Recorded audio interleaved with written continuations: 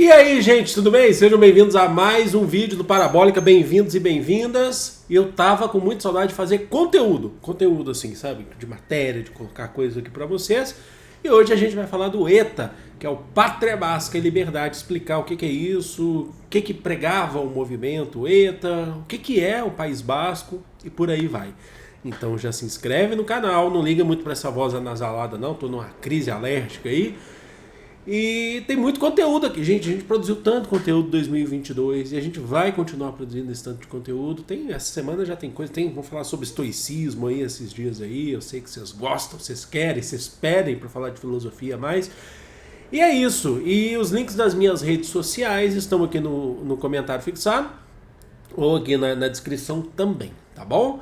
Então vamos lá começar a falar sobre o ETA. O que é o ETA? ETA é, em basco, né? Traduzindo do basco, da língua basca, é Pátria Basca e Liberdade. Então foi uma organização, um movimento, uma organização nacionalista, tá? De orientação marxista-leninista, então de esquerda, que defendia... que reivindicava através de um movimento grande, um movimento maior, que é o chamado Movimento de Libertação Nacional Basco, que é um movimento que aglutina várias organizações, sejam organizações de direita, centro-direita ou de esquerda, marxista-leninista, como é o ETA, que reivindicavam a região, ou reivindicam até hoje, na verdade, a região histórico-cultural do denominado aí, dos chamados aí País Basco, onde residem os bascos. A gente está falando então de um povo que se identifica culturalmente, principalmente pela língua, né? A língua mais falada na região, nas comunidades bascas são o basco, o espanhol e uma outra língua chamada occitano, que é uma língua românica, de origem românica. O que é o País Basco? Acho que é importante destacar isso para vocês. O que é a região basca? Né? Qual que é a região? É a região que compreende o extremo nordeste da Espanha, que tem uma cultura bem à parte em relação, diferente da cultura espanhola ou das culturas espanholas, e também no extremo sudoeste da França. Então pega a região do nordeste da Espanha e sudoeste da França. As principais cidades ali, vocês já devem ter ouvido falar muito por conta do futebol, e a gente vai falar de futebol, inclusive, da relação do futebol ainda nesse vídeo. Bilbao, San Sebastián, né? Regiões, mas principalmente quando a gente fala de Bilbao, por exemplo, acho que é uma região é a cidade mais populosa e é uma região, inclusive, economicamente muito forte. A maior parte da região dos bascos, né, da região basca, está na Espanha. A minoria vem da França. Então, o foco maior é principalmente quando a gente fala da Espanha, tá bom? Nós vamos falar agora especificamente do ETA. O ETA é esse movimento, é essa organização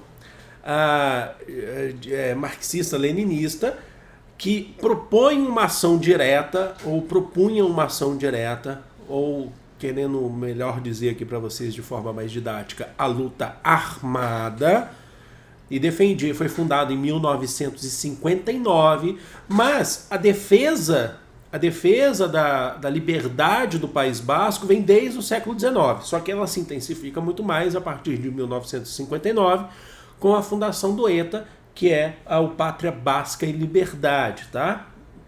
Bom, defendendo então através da ação direta, a prática, né, da luta armada, a liberdade do País Basco, a defesa do socialismo e a luta durante um grande período, que a gente sabe, isso se intensificou muito mais, principalmente a força do ETA, a reivindicação do ETA, porque a Espanha viveu uma ditadura de caráter fascista, que é a ditadura franquista, a partir lá da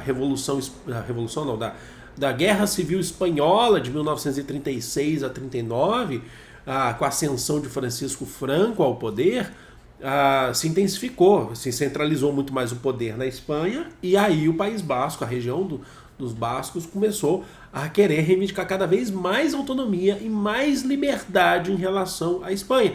Não se identificavam com os espanhóis, não se identificam com os espanhóis, têm uma cultura própria, uma relação histórica própria, muito importante, muito forte, e lutava para a sua autonomia, através da ação direta da luta armada. Em 1964, o ETA ele se desvinculou totalmente do PNB, que é o Partido Nacional Basco, que é um partido de centro-direita.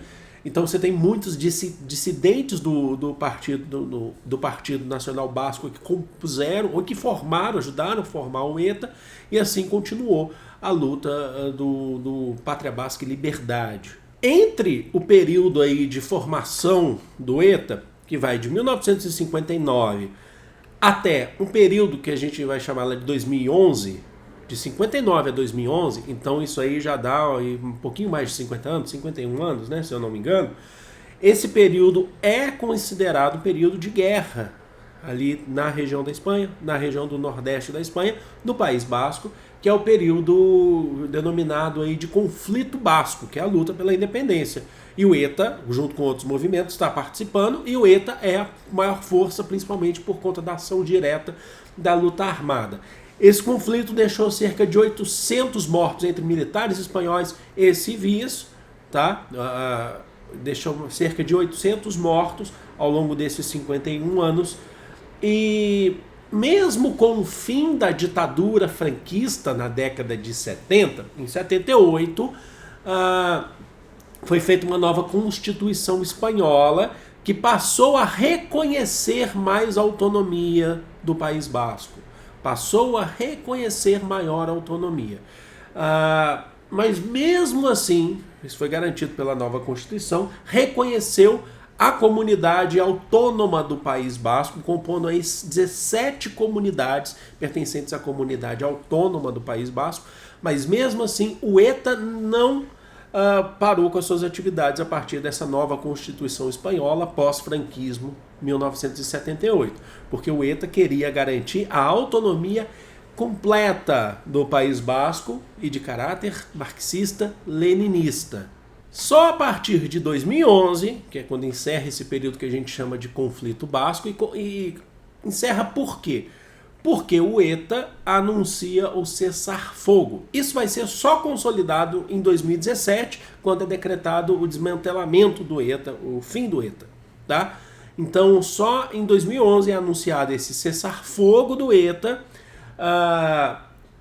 e o ETA, durante esse longo período de existência, foi considerado uma organização terrorista pelos estados, pelos governos da Espanha, da França, da Inglaterra, e entre outros também, tá? E como que é a situação hoje? A região hoje representa uma grande força econômica e desenvolvida da Espanha, com o IDH alto, certo? Decretado pela ONU, né? Considerado pela ONU um índice de desenvolvimento humano alto, e ainda assim se mantém um certo grau de autonomia. O nacionalismo dentro do País Basco, da comunidade basca, ainda existe. O que não tem mais é essa luta armada do ETA, mas o nacionalismo continua. E ele é representado principalmente por políticas nacionalistas, políticos, por exemplo, das comunidades bascas, que disputam as eleições nacionais da Espanha com a política, com o discurso, com toda a questão basca, seja de esquerda ou de direita, mas com a questão basca em suas pautas, a questão de uma segurança própria. É garantido pela Constituição Espanhola uma segurança própria, então um aparato policial próprio dentro da comunidade basca. Então há um aparato policial próprio, há uma baixíssima representatividade da Polícia Nacional Espanhola dentro da comunidade basca. Dentro da comunidade basca, a polícia basca ela é maioria, tá bom? Então você mantém ainda essas questões dentro da comunidade basca, das 17 comunidades bascas. Eu acho que esse nacionalismo ele é bem refletido quando a gente fala da comunidade basca dentro do futebol. Eu acho que é legal falar isso para vocês. Porque os clubes de futebol da comunidade, pertencentes à comunidade basca, historicamente, têm uma política nacionalista de contratação de jogadores. Isso tem mudado ao longo do tempo, isso vem mudando ao longo do tempo. Sim, isso é real. Mas, por exemplo, durante muito tempo, e até hoje se ainda tem políticas ainda restritivas, o Atlético de Bilbao, que é talvez o mais famoso, que talvez vocês conheçam, eu acho que vocês conhecem, o Atlético de Bilbao manteve durante muito tempo, até hoje ainda tem restrições, a contratações de estrangeiros. Só contrata jogadores de origem basca.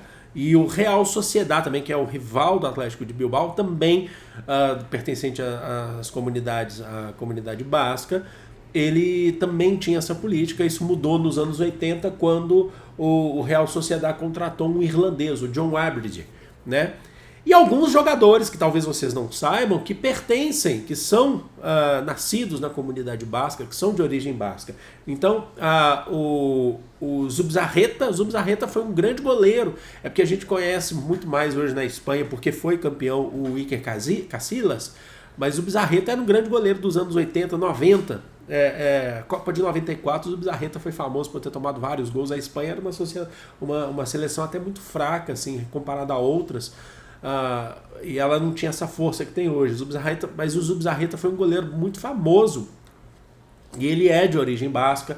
Outros que talvez aí vocês não saibam, como por exemplo o Xabi Alonso. Xabi Alonso foi um jogador famoso, aposentado não tem muito tempo, também de origem basca, e o que em atividade hoje, o jogador hoje, acho que joga no Chelsea, se eu não me engano, que é o Azpilicueta. César Azpilicueta é de origem basca. E eles defendem inclusive seleção espanhola, tal, porque você tem outras políticas hoje, mas ainda assim se mantém dentro da região uma questão nacionalista muito forte, tá bom? Então é isso. Eu vou ficando por aqui. Espero que vocês tenham gostado. Foi um vídeo rápido, mas foi um vídeo, acho que eu pensei mais na questão de esclarecer o que é, qualquer atividade, por aí vai. Eu vou ficando por aqui. Eu amo vocês e é de todo o coração do mundo. Grande beijo. Fui!